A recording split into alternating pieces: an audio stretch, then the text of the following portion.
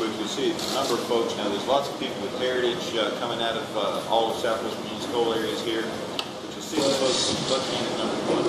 Just very well received. Buchanan. Primary areas. And that includes Pennsylvania, Ohio, parts of Virginia, West Virginia, Wyoming, all over the place. I mean, it was just very well appreciated. So, if you have any questions, I'm here, but I'm with you. Let me jump in just real quick. You'll see a number of folks now. There's lots of people with heritage coming out of all of Southwest Virginia's coal areas here. But you'll see the folks with Buchanan #1, Buck 1 mine. And Buchanan in the primary, and there were still a number of folks who were left. Gave you 70% of the vote. They understand you. Look back to work, and that's what matters. Thank you. And that ought to be your message here today with the folks. You're going to make it so that we want to have clean air, we want to have clean water.